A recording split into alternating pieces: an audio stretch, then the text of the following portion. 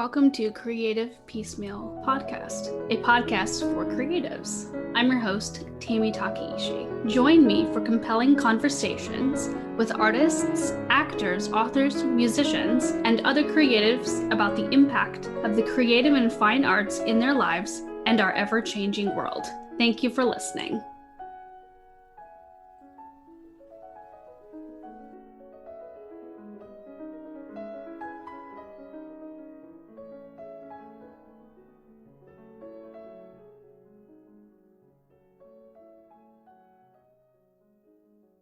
Hello and welcome to Creative Piecemeal. My name is Tammy, and today I am joined by classical bassist Marc-André Teruel.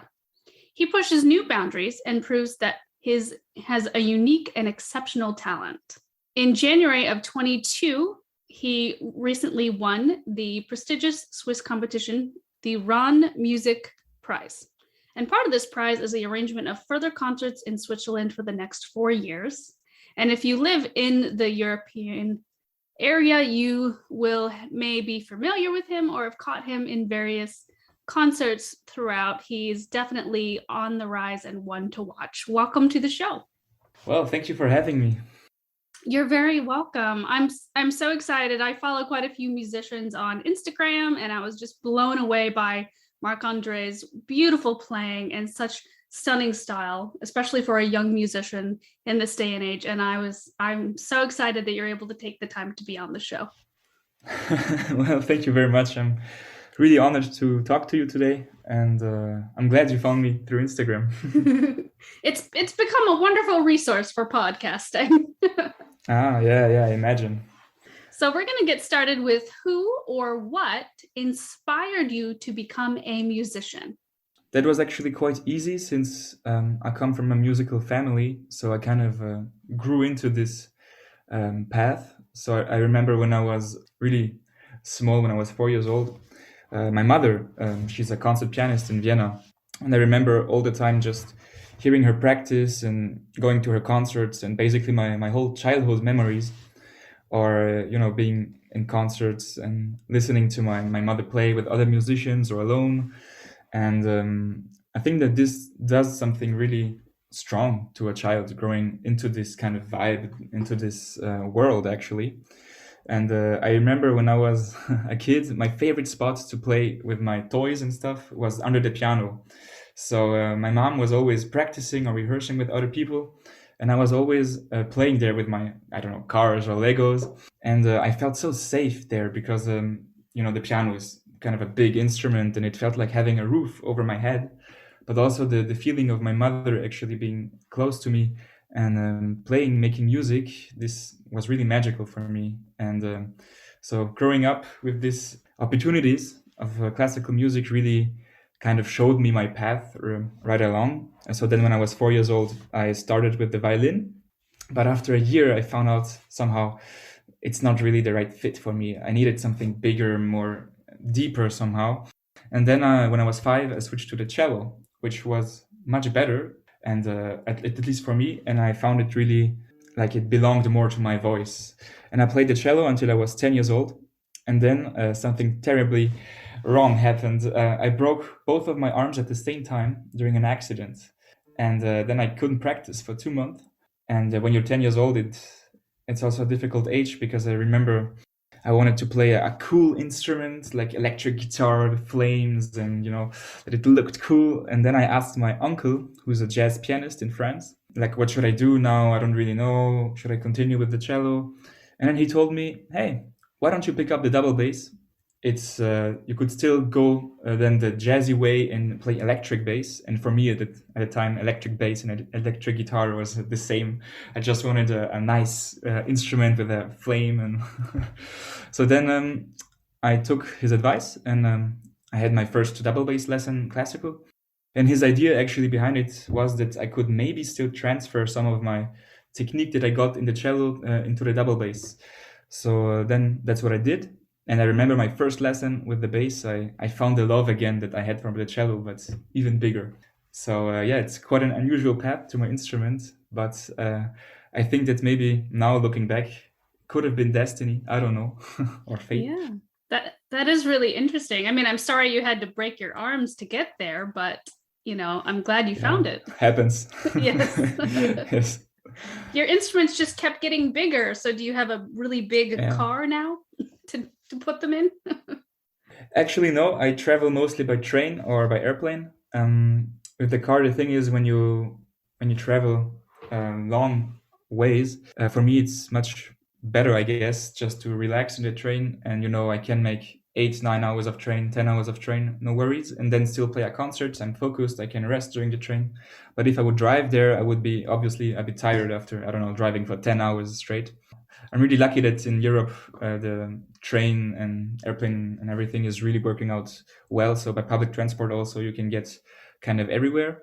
So I don't really need a car, and basically I travel by train mostly. That sounds very relaxing. Yeah, yeah. I can read books, look at my scores, and just take a nap. Nice. Obviously, you came from a musical family. Do you have some fond memories of like, did any of your family play together at the holidays, play holiday music, or just practice together just for fun? Yes, yes. I mean, my mother has 3 brothers, and they are all musicians. So it was kind of a family reunion, and then everyone would also play a bit, or just the fact there was always music at home. And my home, I grew up in Vienna, and I was born there, but my whole family is from France, and so home was always there where the music was. And funny enough, also when I was in France visiting my family, there was always somehow music. Someone was practicing, someone was playing, and so this is kind of the common thing, I guess, in my family, that there's always music somewhere. That's very nice. Do you find that you gravitate towards certain pieces or certain artists? Yes, definitely. What I do on my instrument is quite unusual. I try really mostly to show to the people out there in the world what the double bass can do as a solo instrument in the classical world. And that is something that nobody really does. And I find it really, really interesting because it's this mystery a bit. And I find it has so much potential, and it's such an interesting combination somehow. But there's almost nobody out there that really knows it. And my life goal somehow is trying to show to the people out there what the double bass can do. And when you think of the instrument, you obviously know it's for the jazz. In the jazz part, it's plays quite an important role there. And also in the classical world, it's mostly for the orchestra. It's a perfect accompany instrument. But what I want to do is I really want to sing through the instrument, and I find that it really has many sounds that are quite nice, and also not really somehow not many people know this sound that this instrument can do, and the size is quite intriguing also, and I feel like there is a lot of potential there for the future. So I grew up playing violin and later cello, but for my music education, I took a strings class. So I had to learn viola and I had to learn double bass. And I'm ah. very short. So learning the double bass was very, very interesting and much harder than everyone makes it look.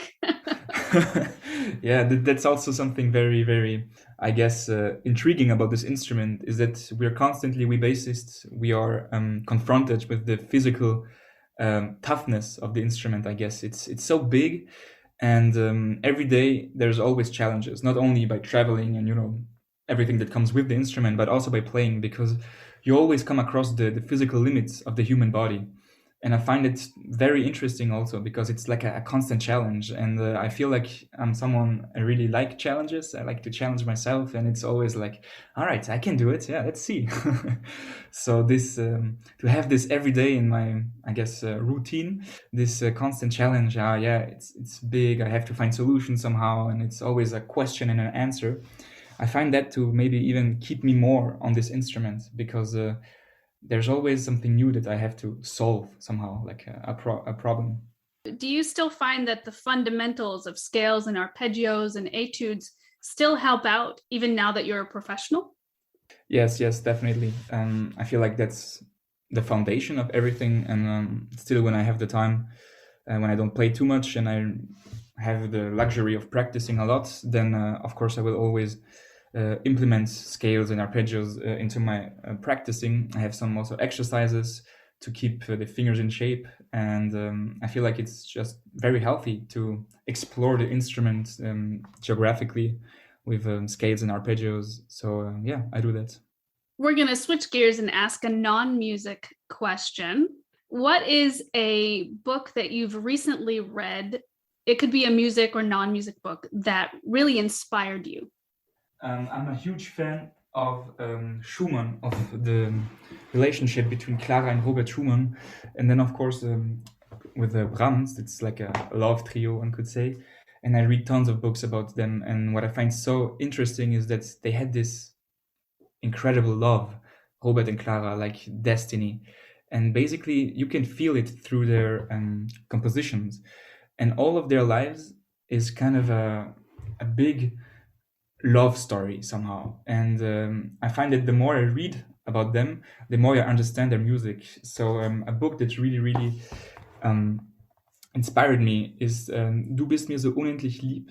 It's like different kind of combinations of all the letters, the love letters, and the diaries that they had back then, from Michael Krausnick. So if you speak German, I would recommend this, but I'm sure there's also a translation. So yeah. That goes really well into, do you have any favorite composers? Well, the answer is there, yes. I mean, of course, as a musician, asking someone who's your favorite composer is a kind of an impossible question, because the beauty about music is the variety also. Mm-hmm. But I'd say that there are some composers where I tend to always go, and I tend to always find myself just being incredibly drawn to them. And that's definitely Schumann, both Clara and Robert. Also Clara, it's really interesting because female composers, it's something that it's quite rare. Also historically, it was kind of forbidden for them to compose, and I find it's, maybe you can feel it through the music, that this kind of contradiction by society. And so I really like to explore female composers, and Clara Schumann is definitely a genius in that way. So I'd say a few of my favorite composers would be Schumann, both of them, and Brahms. I find Brahms being incredibly mysterious. It has this mystery in all of the notes, of course, besides being a genius also. So I guess those were my top three that I'm always kind of drawn to, but of course many more, and it changes every day. That's the beauty about it. Yes, very true, very true. As new composers are coming on the rise, or you discover a composer from a long ago that you'd sort of forgotten about. It's oh yeah, I remember this person. Yeah, exactly, yes. You recently won a pretty big musical prize. Would you like to talk a little bit more about that and how are you doing? Yeah. So it's a really big deal in Switzerland, actually, where I'm currently living for my studies. And this prize is perfect for me, I guess, because it gives me the opportunity to play more concerts and gain more experience, and of course live my dream somehow. That's which is being on stage. So with this prize, which is the Rahn Musikpreis, I get for the next 4 years concerts in Switzerland together with other people, chamber music, or also as a soloist. And the next one will be in October, which it's going to be the first one actually, but in October in Zurich at the Tonhalle, chamber music concert, and I'm really looking forward to it. So having won this prize definitely is giving me many opportunities that allow me to grow as a musician. That's fantastic, and congratulations again with that. Thank you very much. Do you find yourself using the facts about music history and music theory a lot as you play and explore pieces? Like, does that ever come into your mind as part of the interpretations? Oh, that's a very, very good question. I must say, in that regard, I'm quite different than most people.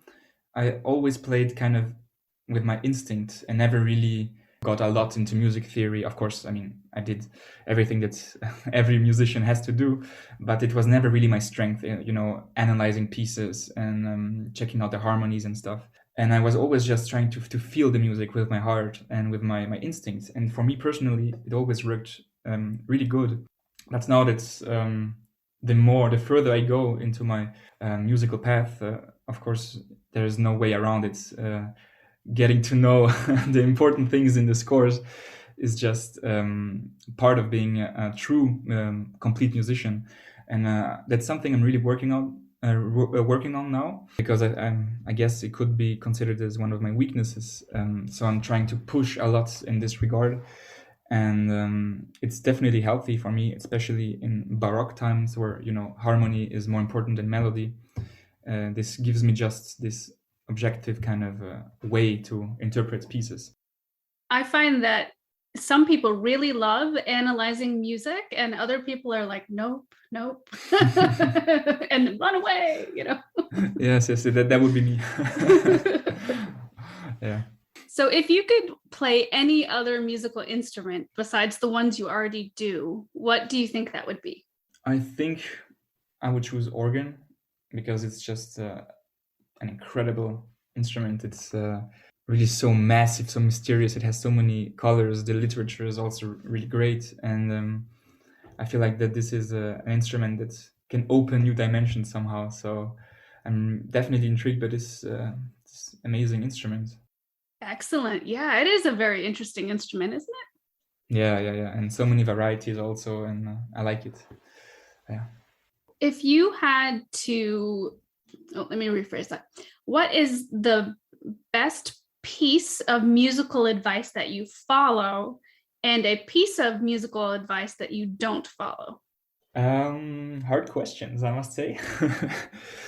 So the best advice I actually got quite recently from one of the musicians I look up to the most. It was from Alois Posch. He was for a long time the solo double bassist of the Vienna Philharmonic, really a legend in the bass world. And in December, I think it was, we had a masterclass together with him. And at the end of my lesson, and was the last one, he looked at me deep in the eyes and he told me, Mark, there's one thing that you should always do for the rest of your life. No matter what you do in your musical path, you should always try to change the world. And he told me, no matter if you play solo, orchestra, with other people, chamber music, you have always the power in your contribution to make it better, the final product. And he told me it will not always succeed. I will not always be able, to make something incredible, magical. But what's important is that I should always try, and I should never play without giving everything that I have. And I found that to be so beautiful, first of all, and also so true somehow, that we always have the power to, with our acts, to change the world and make everything better somehow, and try to create magic. And I feel like if you always try to do this, of course you will not always make it, but you will, first of all, I think, make it much more than if you wouldn't try all the time. And also it's I could see it maybe also as a way in life, a way to think for general lives, that you have always the power to change something in your acts, and that trying to do everything is the most important thing, I guess. So our actions are important. And something I don't really follow is, again, for my specific case, the technical conservative rules we have in our instrument. The double bass got kind of, how can I say, popular a lot more later than the other instruments if we compare to cello. So the technique also that we have globally is very fresh, everything. And there's a lot of tradition. And what I try to do is find my own way somehow. And I really don't like it when someone, I don't know, tries to force me to play like this, or says, this is, I don't know, this kind of technique, philosophy, and you have to follow this, otherwise everything else is not good. And I feel like we're all unique. We all have strengths and weaknesses, and just trying to find out what works the best for us is the most important thing, and also not to close our borders somehow.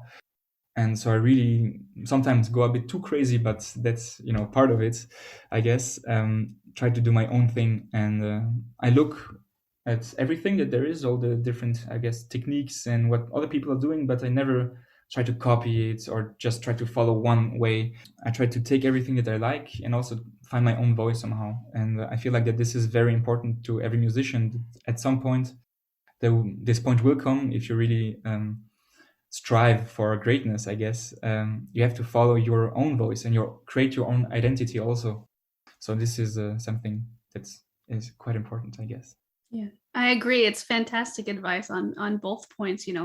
Very Yeah. important to try to do good in the world, and also very Mhm. important to find your own voice on whatever instrument that may be. Yes, exactly. Mhm. So you do have the opportunity to travel quite a bit for what you do. Is there one place that you have not visited that you would really like to go? Yes. Of course, now bigger tours during COVID are much harder to plan than before. And with the double bass, it's always a bit more complicated to have bigger trips. But one place I really always wanted to visit is Canada. I've never been there, but I've got a few friends that lived in Vienna that are from Canada. And what they told me, everything in like this, I guess how the people are there and also the nature. I find it so intriguing, and this is definitely on my bucket list. So as soon as there will be an opportunity for me to go there, I will, of course, be very happy. So Canada is on my bucket list for sure. Wonderful. Yes, I heard that, if you're a nature lover, there's so much to do there. Yeah. It's really amazing. If we were to sneak a peek at your music collection, like your CD collection or your record collection, what are some things that we would find? Well, first of all, you wouldn't find that much because I don't like to listen to something, to one piece, too many times, because especially if it's something that I would play myself. Actually, that's something I do. I almost never listen to the pieces that I play because when we listen to something, there's so much going on and also so much coming into our subconsciousness. And if I listen from a piece that's a certain player is performing, without knowing it, I will already try to I will already hear it that way that he plays it or she plays it, and I will already kind of take it and make it my own. But I find it more interesting to out of nowhere just see the blank notes and try to, like a puzzle somehow, try to find my own musical ideas. So of course when it's a new piece, I will listen to it maybe in the beginning for 2 or 3 different persons, but I will never have like one track or I guess a CD that I would constantly listen to. So I have a few CDs, especially from musicians that I admire. So like my teacher, Bojo Paradzic, he has really amazing CDs that actually show also what the double bass can do soloistically. But since these are pieces that I will play myself, I don't listen to it every day. I listen sometimes when I need inspiration, but I'm very careful about that because I find it quite important to do your own thing and to find your own voice. And by listening to too many people, it kind of gets in the way of what you could create, because then instantly you find this phrase maybe really nice and you're like, oh, okay, that's the way I want to do it because I like it. But if you wouldn't have listened to it, maybe you would have tried something else that would have been even better and even more unique. Very good points there for sure. What is the biggest part of being a musician that you love? I guess besides being, on stage, which is for me the best feeling ever, everything that comes with this job, the traveling, and of course meeting new people. And I find it so incredible to meet new cultures, new people around the world, and just to get to explore what our world has to offer through your job is, I think, something that we can all be very blessed for. Having more exotic tours like in Asia or something where you can meet cultures that you would have never really seen before if you would have stayed in your country. And having this diversity is something that I really, really love too. And also this difference of like a daily routine. I'm someone I hate having routines and things that I do always over and over again. And by having this lifestyle of traveling a lot and always seeing different places, different people, I have this kind of freshness constantly in my life, and every day is completely different. And this is something that really fits me, I guess. And I know it's not for everyone. Some people need a bit of more calm and something that they can rely on. But for me, it's really the opposite. I need the action. I need the variety, and so this is really my path. Nice. That sounds fantastic. If you could have dinner with any creative person, dead or alive, who do you think that would be for you? Well, that's easy again. Okay, now I'm pretty sure everyone listening to this will think I'm the biggest Schumann fanboy, but if I always tell to people when they ask me something like this, if I would have one opportunity to meet a composer or a creative person, dead or alive, many people think of, the big names like Mozart, Beethoven, Bach, and for me, it definitely would be Clara Schumann. This woman is, I think, one of the single greatest person that changed the music history. If you think of it in the way that she must have been an amazing person, because almost every composer at the time completely fell in love with her, but really completely. Like there's so many stories and so much powerful music coming through the affection to this woman. And I always asked myself, what is it that this woman has that drives all the guys and completely crazy at the time? And then there's so many masterpieces that got created just through the love for Clara. And thanks to her, actually, we have so much more amazing pieces now. And I think that she must have been unique, and she must have had this one thing that you cannot quite explain, but it drives everyone crazy. So for me, it would definitely be, I don't know, I guess a dinner with Clara, just to see a bit what it's all about, Very nice. Very nice. How has your life in the musical arts been different than you imagined? Well, I guess what I do is so out of the normal conservativeness, and I would have never thought that my daily life, my daily job would be so I guess so different every time. I do so many things that are a bit outside of my comfort zone, and I do things that I would have never thought.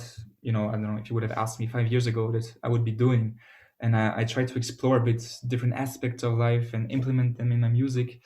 So it's definitely a much wider variety of things that I do also on stage that I didn't really think of it before. I didn't know that my life would have this kind of turn. Also, I would have never thought of coming to Switzerland for my studies, and so this is it's very interesting because what I do since I guess a few years is just really follow my heart and this burning I have inside of me, this desire to do something with my life. And since I trust 100% this feeling, amazing things happen somehow. So it's not like, oh, I have to, I don't know, think to have a job that makes me safe somehow financially, or I just try to follow 100% this feeling that's, of course, a lot of times a risk taker, but somehow it always works out. And I don't know if there's a bigger force out there, or if this is my destiny, but I feel like if I really follow my heart, my path kind of comes along the way. And it's, to me, it seems like destiny, at least. So yes. Wonderful. Yeah, it sounds like you're doing some amazing things and it's going really well.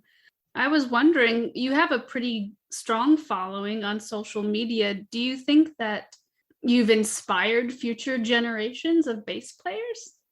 Oh yes, this definitely, it's quite amazing. Actually, my following on social media, especially on Instagram, exploded, I guess, 2 months ago, where I was always, as a musician, especially as a classical musician, you have this conservative place somehow, concerts, people, and there's just like things that you can do and don't, definitely, and I always tried to be in the safe space. And since 2 months ago, I just asked myself, what would happen if I would not really care about what other people think and just do my thing?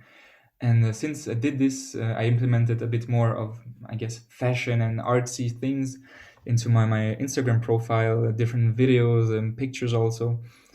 And it's really, really funny because this relates to the thing that I just said earlier, that since I really follow what this voice inside of me uh, tells me to do, everything else seems to happen in the best way possible. So since I did this kind of, step completely outside of my comfort zone without looking back, exploiting myself out there, and showing a lot of my private life also through Instagram.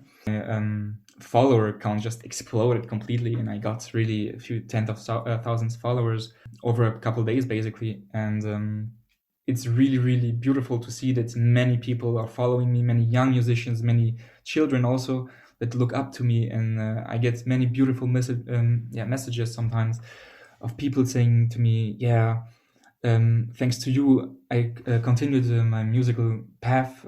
It's been 30 years that I stopped doing it, but I always kind of regretted it. And by watching you doing your thing, you motivated me. You gave me the love again, and now I'm taking lessons again. Or people are starting to play the double bass thanks to me. Children that would have never really got into music found me somehow, and thought, hey, why not?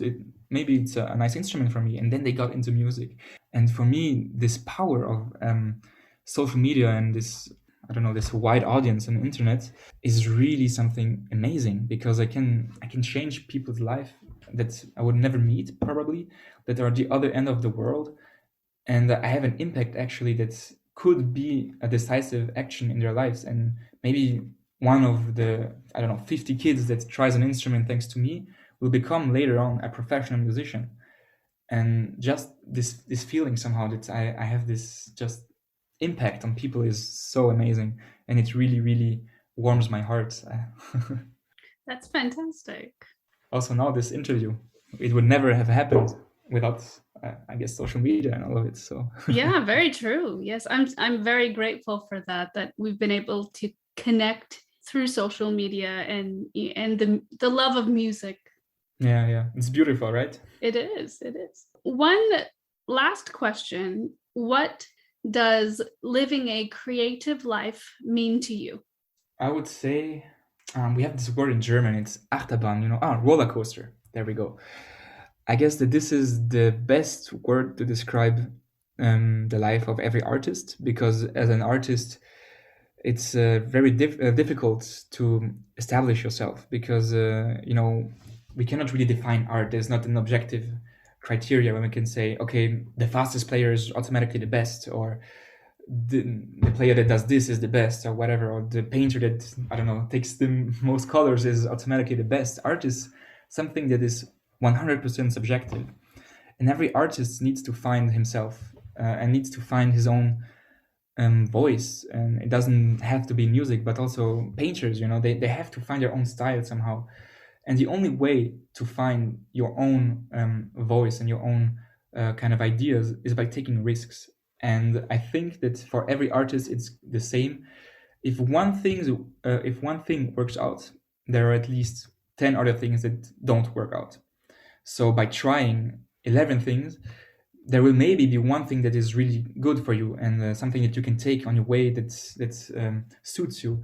But all the other things will be a complete flop in a way. And this is really hard for creatives, especially in our times, to continue and just to find this energy, to not be let down by all the disappointments that come into this job and into this path. And I feel like that this is important, to take risks and just not try to care too much about what happens around. It's of course more easy to say than to do, but I feel like that this is the best way to describe it. Roller coasters. Sometimes I have a really bad times, but that's life also. If life would be perfect, then if life would be flat, if there wouldn't be really ups and downs, we would never really cherish the good times. And I feel like as a creative person, the ups are so up. Like we can really be on a crazy high. If I'm on a tour somehow and I have concerts every day, I travel around the whole Europe and I meet people. This is one of the best things I think a person can do. Being on stage and doing what you love, meeting new people, and then you're kind of on a really, really big high of this amazing feeling. And of course, sometimes it just falls down, and that's part of it, I guess. So yeah, you have to take it. Yeah. Excellent. Well, Marc, thank you so much for joining the podcast. Thank you for having me. And listeners, please check the show notes for links to Marc's website and social media, and be sure to follow him and give him a listen. And thanks for listening. Thanks for listening to the podcast. Like the show? Have a question? Stop by the Facebook and Instagram pages. Links are in the show notes, or search for Creative Piecemeal Podcast on social media and click follow for all the latest.